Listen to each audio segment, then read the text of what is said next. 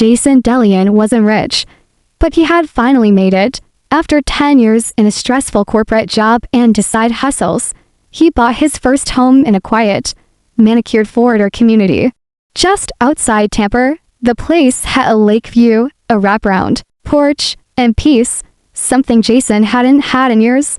His only regret, the HOA, Jason's girlfriend, Meyer, warned him, "You ever notice all the neighborhood pages have horror stories about HOA letters?" She said, raising an eyebrow as they unpacked. "Boxes in the living room. Can't be that bad," Jason replied. "I follow the rules." And he did. Lawn cut, trash bins hidden, mailbox repainted, even power washed the driveway during a reminder email. But what Jason didn't know was that in West Hollow Lakes, following the rules wasn't enough. Not with Karen Swanson as HOA president. Karen, mid-50s, short hair that bristled like her tone, always wore a visor, even at night. The type of woman who printed bylaws like they were holy scripture and showed up uninvited with a clipboard in hand. To Jason, she was just background noise until she was and single quotes T. Jason left for vacation in early May, a 2-week trip to Maui with Meyer. Finally, time to breathe. They left behind a fully secured home, bills paid, and neighbor, Sean, even agreed to check in every few days. Everything was fine. Until day 6. Jason woke up to 3 missed calls from Sean, a voicemail too garbled to make sense. Then came a message from the HOA board email, "Mr. Delian, per West Hollow Lakes HOA regulations, your property has been deemed abandoned under Clause 17A. The association has exercised its authority to secure and manage the premises for the safety of the community. You may respond via certified mail within 30 days. Jason stared at the screen in his hotel room. Stunned, abandoned, he muttered, the word bouncing around his chest like a threat. What the hell? Maya leaned over his shoulder, reading the email aloud again. Wait, secure and manage? What does that even mean? It means, Jason said, Karen's trying to take my house. He called Sean again. This time he picked up. Man, I tried to stop them. Sean's voice was shaky. She showed up with a locksmith, said it was authorized by the HOA, had 2 board members with her. They changed her locks. Jason, I swear to God, that's illegal, Jason said, grabbing his laptop. It has to be. Back in Florida, Karen Swanson was already parading round the neighborhood like she'd done something noble. It's not personal, she told curious neighbors. We can't have homes sitting vacant. It devalues everyone else's property. We followed procedure, only she didn't. Jason spent the next days on the phone with his lawyer, his insurance company, and even the local police. But everything moved slowly. Too slowly, sir, the officer on the non-emergency line had said. If there's no evidence of forced entry, and they claim it was authorized under the HOA charter, we can't just go booting doors open. Jason's flight wasn't until the end of the week. He had 3 more days of palm trees and beach sand. But all he could think about was Karen, in his house, on his porch, with keys that weren't hers. The worst part, she'd taken down his security cameras. When Jason checked the cloud footage, the stream had gone dark the day after he left, offline. Disabled from inside, he couldn't prove it was Karen. But the more he dug into the HOA bylaws, the more Jason saw cracks. Clause 17A. It only applied to foreclosed homes with unpaid dues for 12 months or more. He owed nothing, not a cent. He called Meyer into the hotel kitchenette. This isn't just overreach. This is theft. Then we treat it like theft, Meyer said. Arms crossed. We go home. We called the police. And we expose her. Jason nodded. But Karen had already made her next move. And when Jason touched down in Tampa 2 days later, he found more than a change lock. He found a family living inside. Jason's heart was hammering as he turned into his own driveway. The cab driver looked up at the 2-story home like it was any other suburban house. But Jason knew something was off before he even stepped out. The porch light was on, the welcome mat was gone, and the curtains were closed. tightly. Jason dropped his luggage by the curb and walked up, staring at the unfamiliar SUV in the driveway. He checked the house number again. Still 2416 Oak Crest Lane. Still his house. But something had changed. He rang the doorbell. A woman answered. Not Karen. Someone younger, mid-30s, blonde, frazzled, holding a toddler on her hip. Hi, she said, cautious. Jason blinked. This is my home. Who are you? Her eyes narrowed. I'm renting this place. Through the HOA. You must be confused. Jason's stomach dropped. Renting. Yeah, they said the owner abandoned the property. That it was managed by the association now. Jason's voice cracked with disbelief. I am the owner. The woman backed up slightly, clutching the toddler tighter. Look, I don't want any trouble. I signed a lease. Talk to the whore. She closed the door. Jason stood there, stunned, gripping his phone like it might break in his hand. Minutes later, Shum pulled up in his old Ford. Man, I came as soon as you texted, he said. Rushing over, they moved someone in. Already, Jason didn't answer. He was already calling the police. The two officers who arrived were sympathetic, but legally handcuffed. We understand it's your house, sir, one said. But if they have a lease and claim it's under HOA management, it becomes a civil matter. We can't remove them without a court order.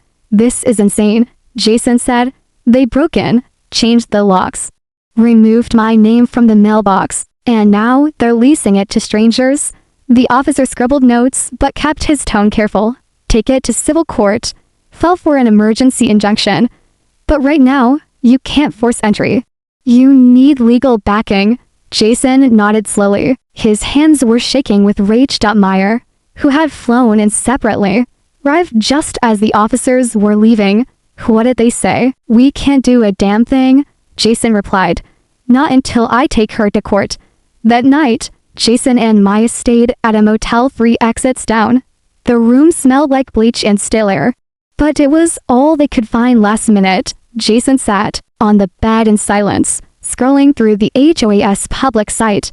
There, under temporary rental program, a PDF dated just 4 days ago. It listed 2416 Oak Crest as part of a pilot initiative to reclaim blighted properties and generate HOA revenue, approved unanimously by the board. She's manufacturing the rules in real time. Maya muttered. That board doesn't even meet more than once a month. It's fraud, Jason said. But she made it look like policy. The next morning, Jason met with his lawyer, a sharp, fast-talking man named Aiden Marks. Aiden flipped through Jason's file and whistled. She's bold, real bold. You've got no rears, no violations, nothing on record to justify a seizure, let alone a lease out. This is going to explode. Good, Jason said. Because I want her held accountable. Aiden raised a finger. It won't be fast. We'll need an emergency injunction, a civil suit for illegal occupation, and discovery to get access to HOA emails. But with luck, we can have a temporary restraining order on her desk by next week. Jason exhaled. It was the first time in days he felt like he could breathe. But just then, his phone lit up with a new email from Karen. Subject, Notice of Trespass Warning. Dear Mr. Delian, until legal clarity is obtained regarding ownership and rental rights, you are hereby instructed not to access or disturb the tenants currently occupying 2416 Oak Crest Lane. Any attempt to enter the property may be referred to local law enforcement as harassment. Jason's mouth fell open. She's trying to paint me as the criminal. Of course she is, Aiden said. Because she knows what's coming. Jason looked up from the screen. Jaw said, then let's give her something she can't dodge. By the time Jason left his lawyer's office, he wasn't just angry. He was determined. Karen had crossed a line. Not some harmless neighborhood drama. This was theft, deception, and defamation, wrapped up in HOA letterhead. But Jason wasn't just going to let her get away with it. He was going to expose her, publicly, legally, and permanently. That night, while Meyer researched similar HOA abuse cases online, Jason focused on the HOA's digital trail. As a tech analyst by profession, he knew that no policy, especially one created overnight, came out of nowhere. He logged into the West Hollow Lakes HOA portal. Most of it was boilerplate. Meeting agendas, paint color codes, approved roof, shingle type stuff. Then he noticed something odd. A file directory called board packets, internal. He clicked, password protected. He tried the login Karen had emailed him months ago when he first moved in. It still worked, and just like that, he was inside were PDF board memos, correspondence summaries, and even internal complaints, most of which Jason was never supposed to see. But buried deep in a folder marked Spring Initiatives, he found a single email chain that made his blood run cold. Karen had proposed property reclamation back in March, but the language was vague, terms like abandoned potential and revenue stream optimization. Then there was an email dated April 4th from Karen Swanson. Board members Delian's property will be the pilot. He's out for 2 weeks in May. Sean says he usually doesn't ask anyone to house sit. Perfect test case. Jason sat back in his chair, stunned. Sean was his neighbor, the one who warned him, the one who claimed to be on his side. Jason called Meyer over and showed her the screen. "It's him," he whispered. He tipped her off, told her I'd be gone. Maya stared, eyebrows pulling together. "You think he's in on it, or just being manipulated?" Jason didn't answer. He opened another email, this one from Karen to a property management company, dated May 3rd, tenant approved, lease signed, deposit wired, locks will be changed on May 5th. She had this plan before she even contacted him. Jason downloaded everything, printed it, sent copies to Aiden, his liar. Then he walked to Sean's house. Sean answered the door in gym shorts and a wrinkled t-shirt, holding a beer. "Hey, man, you okay?" Jason didn't smile. "Why did you tell Karen I was going out of town?" Sean froze for half a second. "What? I saw the email, Sean. April 4th. You told her I'd be gone for 2 weeks. Sean exhaled sharply, backing up a step. "Look, I didn't know she was gonna do all this. She just asked casually one day if you had house sitters. I didn't think anything of it. She used that information to steal my house." Sean looked away. "I'm sorry, man. I swear I didn't mean." "Just stop," Jason said. "You don't have to lie. You just helped her set the bait." Jason turned and walked back down the driveway. Not waiting for a reply, later that evening, Meyer was on the phone with a reporter from the local paper. "We're not just talking about HOA overreach," she said. "We're talking about a group that impersonated legal authority to seize a home and lease it out under false pretense. We have documents, emails. This isn't a misunderstanding. It's a scheme." The reporter agreed to a meeting the next day. Jason filed the injunction paperwork with Aiden that morning. A judge scheduled an emergency hearing in 5 days, but Karen had already sensed trouble. The very next morning, a letter was taped to Jason's motel room door. Typed, "No envelope. Your recent actions constitute harassment of board members and unauthorized access to HOA systems. Legal action will be taken if you continue this vendetta. No name, no return address." But Jason didn't need a signature. Karen knew he was closing in. The motel lights flickered as Jason and Meyer sat silently that night, reviewing every page they'd printed from the horror files. "She thinks she's untouchable," Jason muttered. "Not for long," Meyer said. "You've got her entire plot in writing." Jason nodded. "Then next week, we go to war." The morning of the hearing felt like the longest of Jason's life. He stood outside the Hillsborough County Courthouse in a blue blazer he hadn't worn since his last promotion interview. Maya stood beside him, her fingers wrapped tightly around a manila folder filled with copies of every incriminating horror email. His liar, Aiden Marks, adjusted his tie and checked his watch. "She'll probably show up late," Aiden muttered. "People like her love to walk in like they're above the clock." Jason clenched his jaw. "She thinks she owns the courtroom the same way she thinks she owns my house. at 8:57 a.m. She arrived, Karen Swanson, blazer with shoulder pads, oversized sunglasses, clipboard tucked under one arm like a badge of authority. Behind her, HOA board members trailed nervously. One of them barely made eye contact. Karen didn't speak to Jason. She didn't even glance in his direction.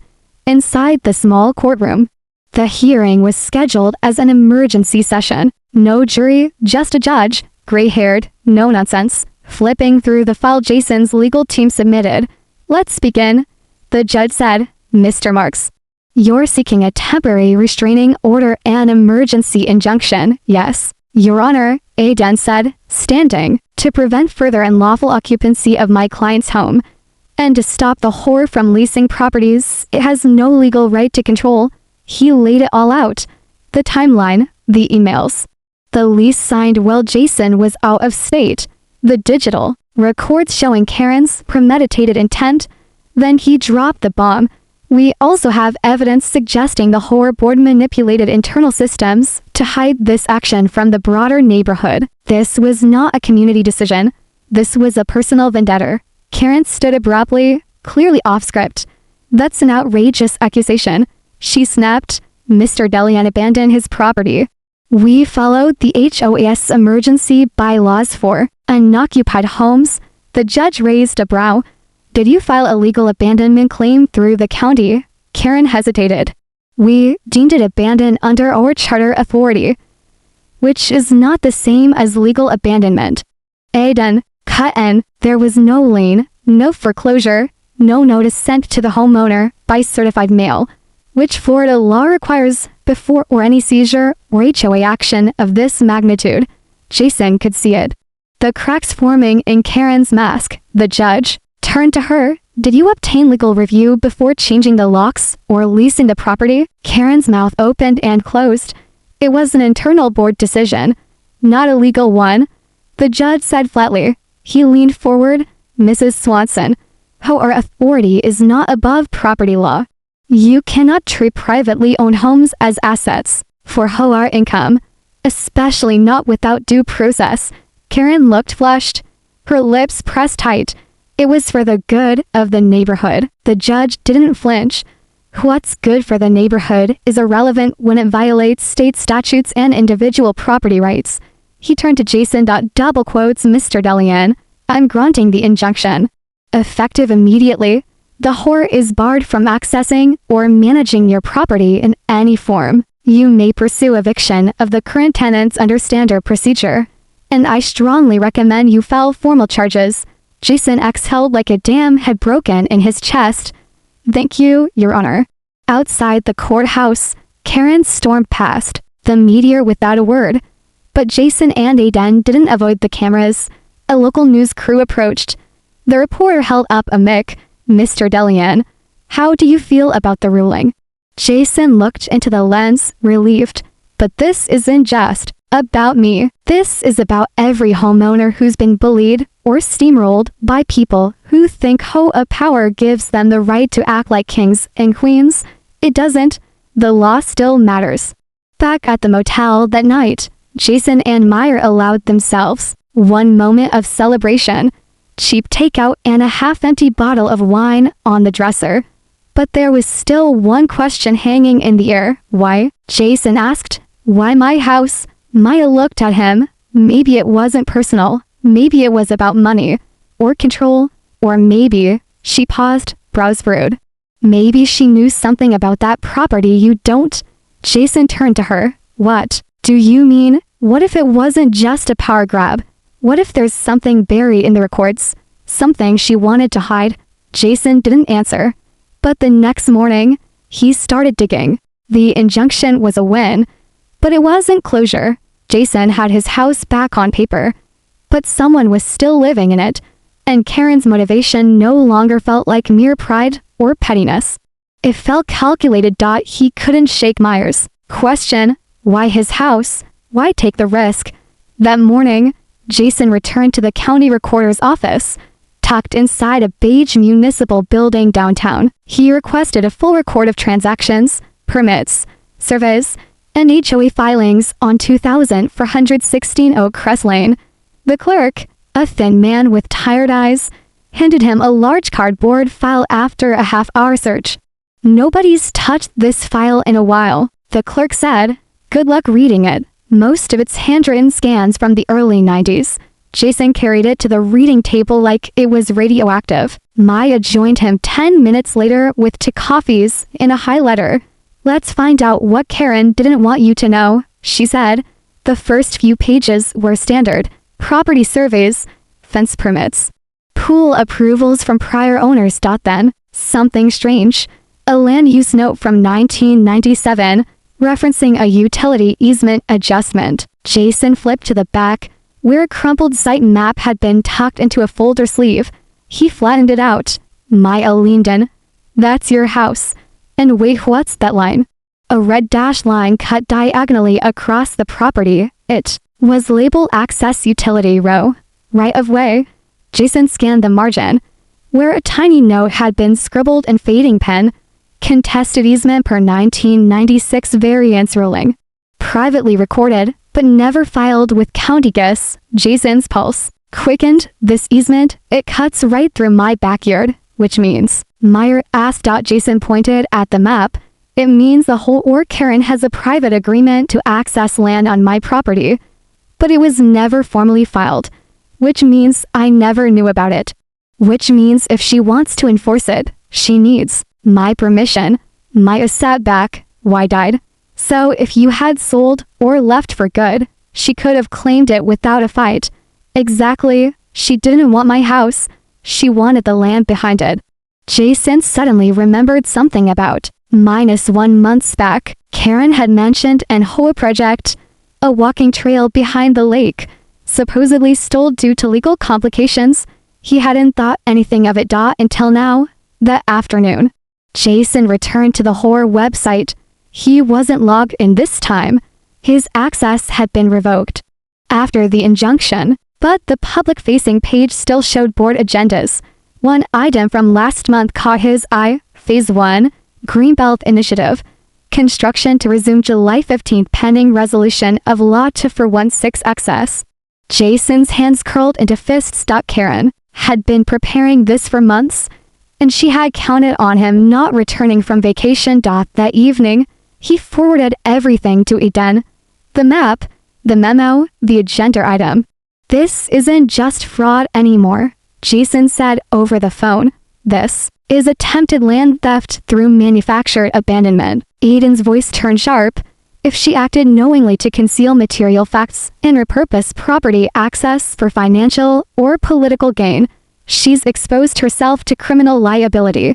"You think the DA would take it?" Jason asked. "If we frame it right?"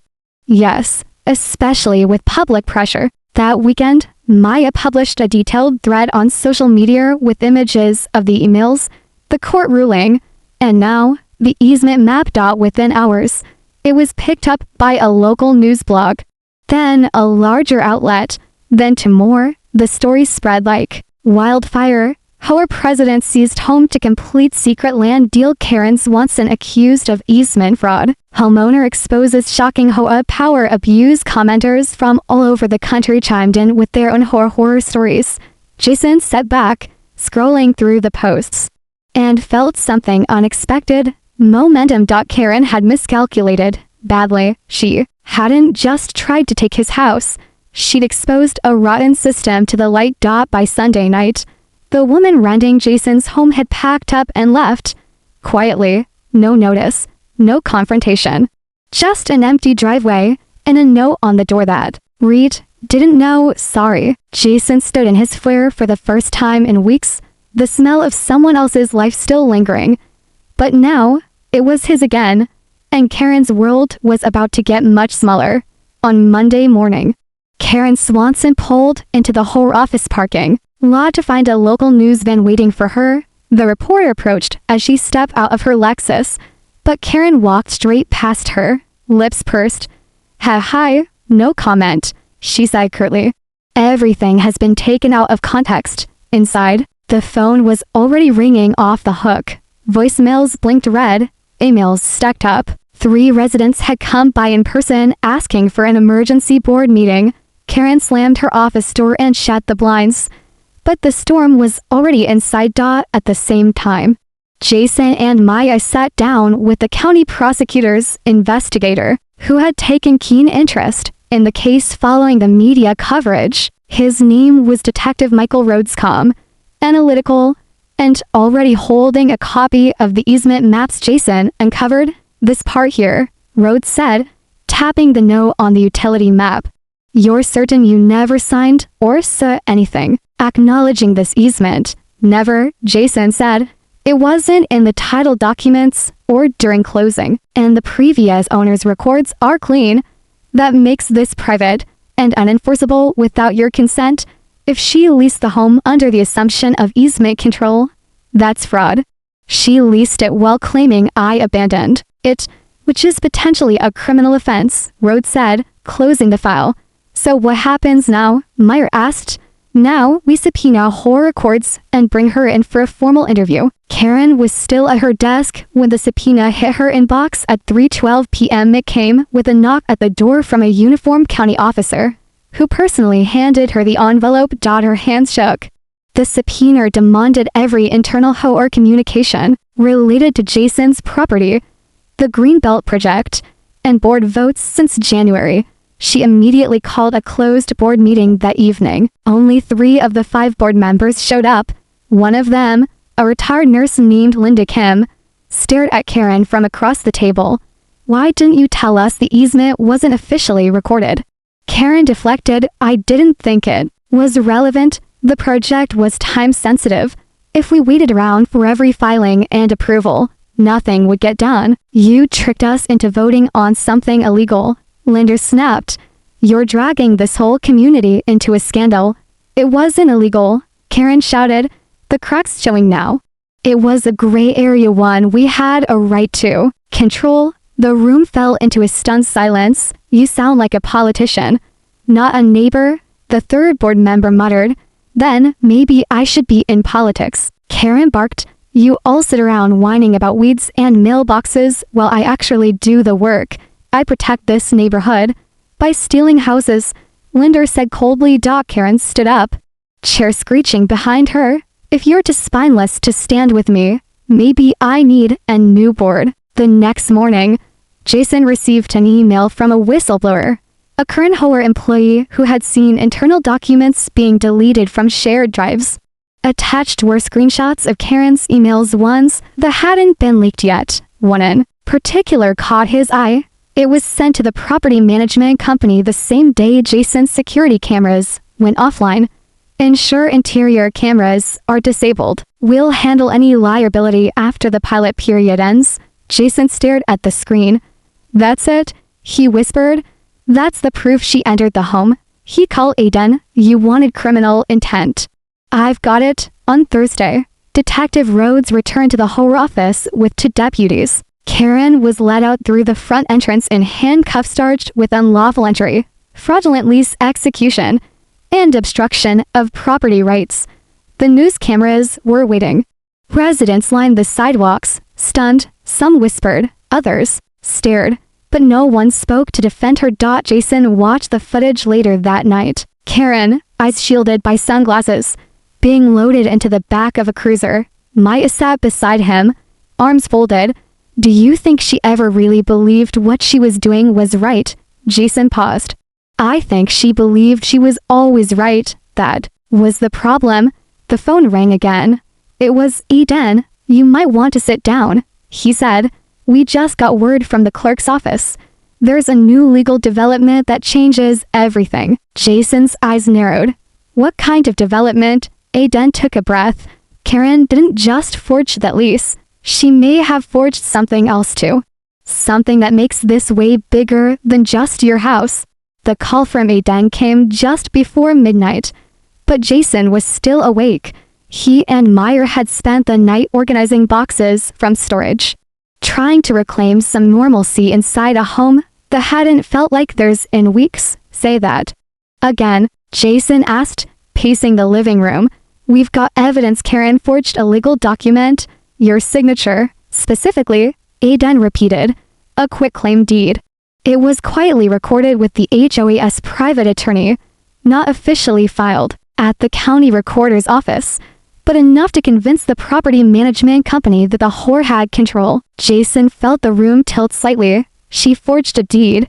That's a felony. Multiple. If it holds up, I've already sent it to the DAS office. They'll run it through handwriting analysis.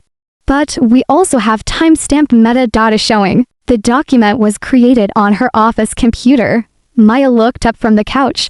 She tried to erase you on paper before erasing you in person. Jason sank into a chair. This wasn't just about a trail path. She wanted to make sure I never came back. By the next morning, news of the forged quitclaim deed had leaked. The media picked it up immediately, using terms like premeditated, property fraud, and intentional erasure of homeownership. Even Karen's fiercest defenders on the HOA's community forum fell silent. The same neighbors who had once praised her landscaping campaigns and mailbox paint standardization were now scrambling to distance themselves. A special emergency HOA meeting was called. This time, it was public. Jason and Meyer arrived early, quietly taking a seat in the back row of folding chairs set up in the community clubhouse, every seat filled within minutes. Cameras rolled in, voices whispered nervously. The acting board president, Linda Kim, stepped up to the podium. We are aware of the criminal charges pending against our former HOA president, Karen Swanson, she said. We now have confirmation that she acted independently of this board in forging a quitclaim deed on Mr. Delian's property, misrepresenting HOA authority, and violating multiple ethical and legal standards. She took a breath. Effective immediately, the board is issuing a full public apology to Mr. Delian and referring all related documentation to the district attorney for criminal investigation. Jason sat motionless, hands clasped in his lap. Maya reached over and squeezed his hand gently. A neighbor, one Jason barely knew, raised her hand. How did you get away with this for so long? Linda looked visibly shaken. Because she built a system where no one questioned her. That ends now. Another resident stood. And what about the rest of the properties she tried to claim? Linda nodded. We've discovered 2 additional homes where she filed similar lease authorizations. Neither involved forged deeds, but both are under review. Jason couldn't believe what he was hearing. Karen hadn't just targeted him. He was only the first. Later that day, Jason sat down for an on-camera interview with a major network. What do you want people to take away from this? The reporter asked. Jason didn't pause. That power without oversight is dangerous. People think HOA drama is petty or small, but some of these people control millions in property and act like they're above the law. Karen tried to take everything from me, but she also exposed the blueprint others might follow if we don't demand accountability. That evening, Jason received a call from a man named David Villarreal, the former owner of Jason's house from 20 years ago. He'd seen the story on TV. You found the easement map, didn't you? David asked. I did. I tried to fight it once, David said. Karen wasn't on the board back then, but she was a volunteer. She fought me every step. I think she's had her eyes on that land since before you ever moved in. Jason sat back, stunned. So this plan wasn't new? Not even close. David replied. She just finally found someone young and quiet enough to push around. Jason looked around his living room. Back in his hands, his photos, his memories. She thought I'd never come back. The following morning, Karen was officially indicted. 3 felony charges. A possible federal wire fraud investigation pending. Her name was scrubbed from the HOA directory. Her visor still left on the back hook of her office door. Untouched. Jason watched it all unfold like someone walking out of a nightmare. Finally breathing daylight again. 3 months later, the courtroom was packed again, but this time, Karen Swanson wasn't holding a clipboard or barking about community standards. She sat at the defense table, hands folded tightly, wearing a plain gray blazer that couldn't hide the tension in her shoulders. Jason sat in the gallery, Maya beside him. He wasn't there for revenge. He didn't need it anymore. This was about resolution. about truth standing taller than manipulation, about showing that even in a neighborhood where people cared more about grass height than human decency, real justice could still land. Karen faced 3 felony charges: criminal simulation for the forged quitclaim deed and lawful entry, and occupation of private property wire fraud for using falsified documents in electronic transactions. The prosecutor laid it out clearly for the jury. This wasn't a misunderstanding. This wasn't a misstep in HOA procedure. This was a premeditated scheme to seize property through deception and exploit a resident's temporary absence to fulfill a long-standing personal agenda. Jason's lawyer, Aiden, was called to testify regarding the timeline and digital evidence. Then, Jason took the stand. When I returned from vacation, I found strangers living in my home, he told the court, voice calm. Karen didn't just change the locks. She tried to erase my name from my own property records. She wanted to bury the truth beneath a stack of phony forms and legal jargon. But the truth fought back. Karen's attorney tried a weak defense, blaming clerical errors, claiming she believed she had the authority under ambiguous HOA policy. But it fell flat. The jury wasn't buying it. And when the county digital forensic specialist testified that the quitclaim deed had been typed, edited, and printed from Karen's HOA office computer complete with metadata timestamps, her fate was sealed. The verdict came quickly, guilty, on all 3 counts. Karen showed no emotion as the judge read the decision, just a stiff chin and empty stare. She was sentenced to 18 months in county jail, 5 years probation, and ordered to pay full restitution to Jason, including legal fees, property damage, and punitive costs totaling over $68,000. But even more impactful, she was banned from serving on any homeowners association board in the state of Florida for life. Later that day, Jason walked past the HOA office for the first time since Karen's arrest. The sign on the door had changed. Linda Kim had taken over as interim president and was leading a full audit of all previous actions. Under Karen's rule, Jason didn't go inside. He didn't need to. Instead, he walked the narrow strip of land behind his backyard, the same one Karen had once fought so hard to control. It was quiet now, overgrown in spots, full of mosquitoes and wild grass. No paved trail, no HOA project. Just land, peaceful. UNBOTHERED. A few weeks later, Jason and Meyer hosted a neighborhood BBQ, the first community event in years not organized by the HOA. Neighbors showed up in droves. People he barely knew came to shake his hand. Some apologized. Others just wanted to say thank you. You stood up to her, one elderly neighbor said, her eyes wet. You did what most of us were too scared to do. Jason smiled. I didn't have a choice. She came for my home. Maya looked over, flipping burgers, laughter in her eyes. Next time we take a vacation, she said, we're installing motion detecting drones. Or, Jason said, raising his drink.